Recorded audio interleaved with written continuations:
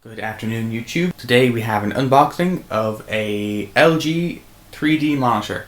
Now, I know you're probably thinking, well, Troy, the 3D monitor craze only exploded last year. Why haven't you bought one already? To which I'd have to answer, I really can't stand them. Now, not 3D in general, I love 3D, I just don't love shutter glasses, for the same reason that I don't like DLP projectors, that being that the flicker of the glasses is within my visual range of perception, as is the rotation of the color wheel of a DLP projector.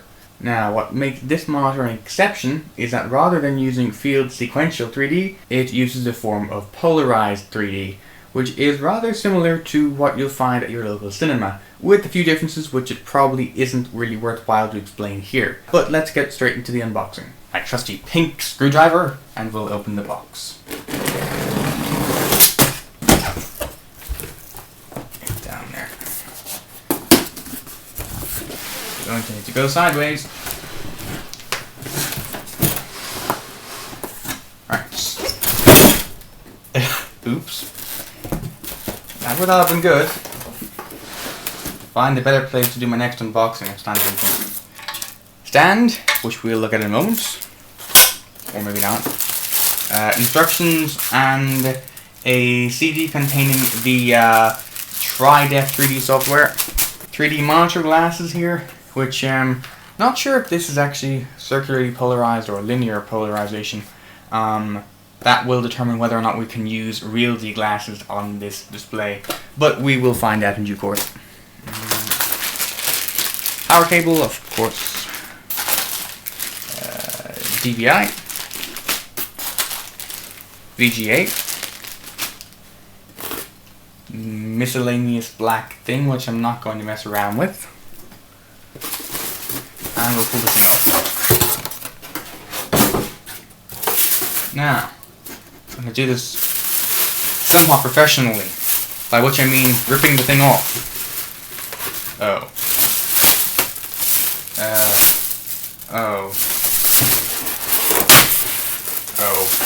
Hold on a second, I got it. There we go.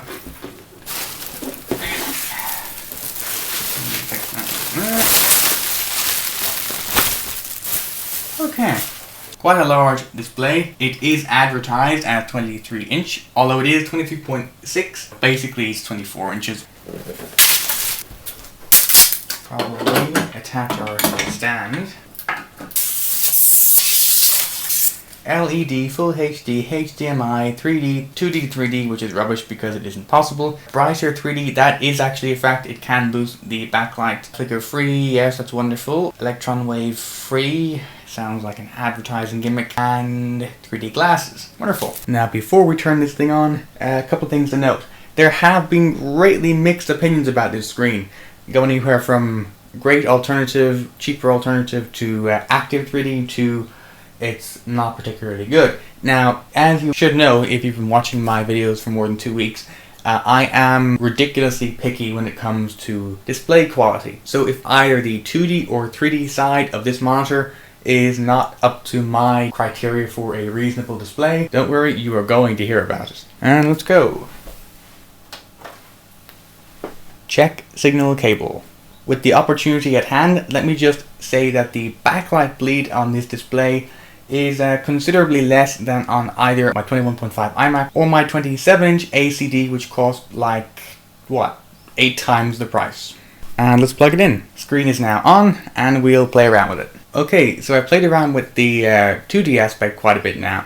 As a monitor in its own right, it's pretty much as good as you'd expect from any 2D LED monitor of this price point, that being €270. Now, it isn't an IPS, of course, so you're not going to get infinite viewing angles, but from what I can tell, you do get a pretty generous viewing angle, somewhat more constricted on the vertical axis than horizontal, but the main thing we have to test out here is 3D. Now, let's get into that. Included with the monitor we have in kind of little cases. We've got the regular glass with a wipe included. We've got clip-on glasses for your regular glasses. So how exactly does this work? On the screen we have a interlaced polarizing filter. Each line of pixels is polarized differently. Now, if I slip the glasses over the camera here, you should now see that in each eye, you're only seeing half of the total number of pixels. Now in the final image, when you're wearing these, once you're at the proper viewing angle, the two images should be reassembled into one image. Now, the resolution does technically get reduced by half from 1080p because you're getting back a total of half in each eye, therefore half overall. And we'll run wipeout. 3D display detected. Switch into 3D mode. We'll go yes. Okay, so we have the main menu with the 3D rendered ship particle effect thing. And we'll go online, join game. We'll find one that's in progress. And we'll watch. I'll go with my usual 5-star. Alright, so we're in the race and we'll drop the camera, glasses in front of the camera. As you can see here, we have now one image and little if any crosstalk, which is surprising given that the camera is at a very odd angle. Let's go and switch lenses now. And the same is true for this lens. Now in terms of performance for gaming, I found Wipeout HD in particular to be very enjoyable with the 3D mode on. Now like I said, there are limitations here. In order to be in ideal circumstances, those being that you have little or no ghosting and little or no crosstalk. To minimize these, you do need to be at a somewhat specific viewing angle. Anything between 30 and 60 centimeters away, somewhat level with the display, although your horizontal position does not matter too much, I found. So it's a bit confined, but in terms of practicality, I mean, honestly, you're not going to be dancing while you're playing Wipeout HD. Oh, you might be, but I don't know. But anyway, especially given the price, you're getting a very good 3D monitor here. I have tested this out with Cinema 4D and 3ds Max, as well as Lightwave 10, all of which support stereoscopic viewport rendering and rendering in general. It is a great display to play with in those applications, in particular to view your end of project stereoscopic renders, which do look quite wonderful.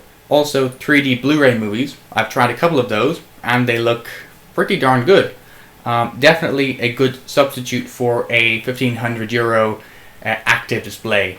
So overall, if you are looking to get a 3D display and you don't want to spend a crazy amount on one and you want it relatively small, I would say definitely go for the LG 2342P. It's by no means perfect, but you're paying 230 or €250 for it. So in that price range, I'd say it's pretty much as close to perfect as I'd be willing to ask for.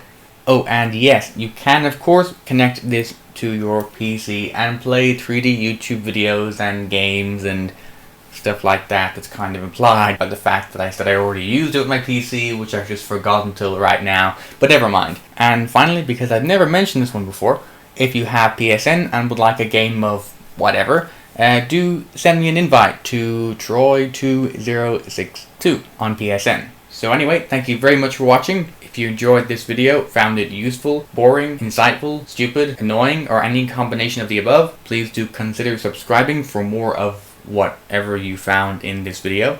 And I'll see you next time. Live long and prosper.